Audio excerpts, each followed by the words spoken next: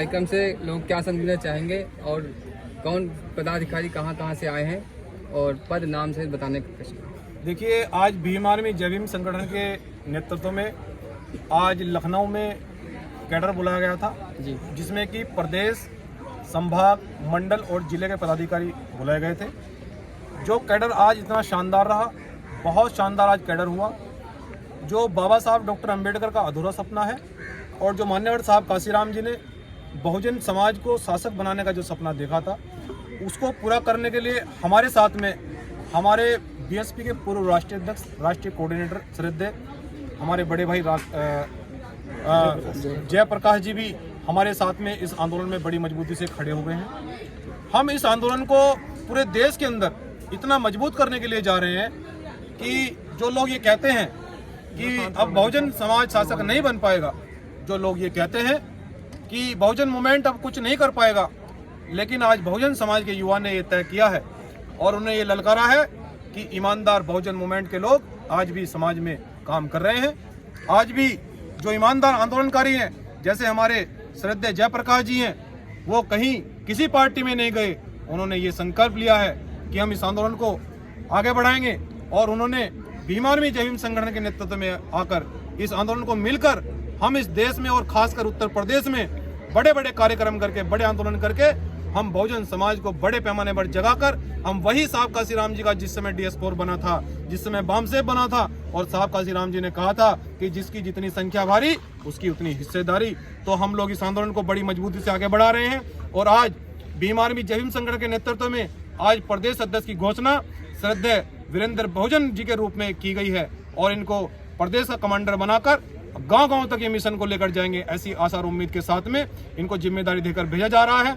और आज पूरे प्रदेश के लोगों ने, मंडल के लोगों ने, जिले के लोगों ने ये संकल्प लिया है कि हम इस मिशन को किसी भी रूप में रुकने नहीं देंगे। हम मजदूर किसान के बच्चे, हम दलित, पिछड़े, अल्पसंख्यक, आदिवासी और हर तबके का व्यक्ति मिलकर हम बहुजन संतों महापुरुषों के मिशन को अब जब तक नहीं रोकेंगे, जब तक बाबा साहब का सपना, मान्यवर साहब काशीराम जी का सपना पूरा नहीं होता। बहुत बहुत धन्यवाद।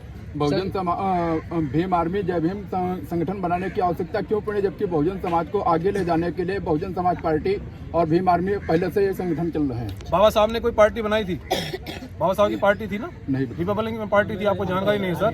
RPI थी, रिपब्लिकन पार्टी बाबा साहब ने बनाई थी, तो काशीराम साहब को बसपा बनाने की क्या जरूरत पड़ी?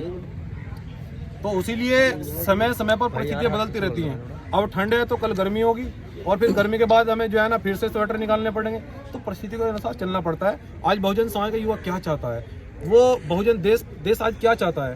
पहले बाइकों से चलते थे, अब हवाई जहाज से चल रहे हैं। तो समय समय पर परिस्थितियां बदलती रहती हैं, लेकिन हम लोग, साहब काशीराम जी एक बात कहे थे कि हम गरीब लोग, हम गरीब मजदूर किसान लोग इतने बड़े बड़े पूंजीपतियों का मुकाबला कैसे करेंगे? लेकिन आज मैंने अपने कार्यकर्ता पदाधिकारियों को कहा है कि हम बड़े बड़े पूंजीपतियों का उपयोग, बड़े बड़े संसाधन लोगों का उपयोग हम मोटरसाइकिलों से, साइकिलों से जाकर उसी तरह करेंगे जिस तरह से साहब काशीराम जी ने इस देश में पूंजीपतियों का मुकाबला किया था और इस सूबे के अंदर पूर्ण बहुमत से सरकार बनाकर दिखाई। और उस मिशन को मंजीत सिंह नोटियाल और माननीय हमारे जयप्रकाश जी इस मिशन को पूरे देश के अंदर मजबूती से ले जाने का काम करेंगे। बहुत बहुत धन्यवाद। ये कार्यक्रम किस जगह कहाँ पर किया गया है? ये कार्यक्रम इको गार्डन लखनऊ में किया गया है और जिसमें कि आज हमारे मुख्य वक्ता के रूप में जयप्रकाश जी उपस्थित थे। बहुत सारे प्रदेश से लोग आए, बहुत सफल कैडर रहा और आगे आप देखते जाइए। मैं बहुजन समाज से खासकर एक अपील करता हूं कि आपने एक नए बिकने वाला आंदोलनकारी तैयार किया है, आपने एक नए बिकने वाला नेता तैयार किया है। तो वही साहब काशीराम जी कहे थे कि मुझे बिकाऊ नहीं, मुझे टिकाऊ आंदोलन की जरूरत है और उनका बेटा टिकाऊ आंदोलन करके दिखाएगा। धन्यवाद।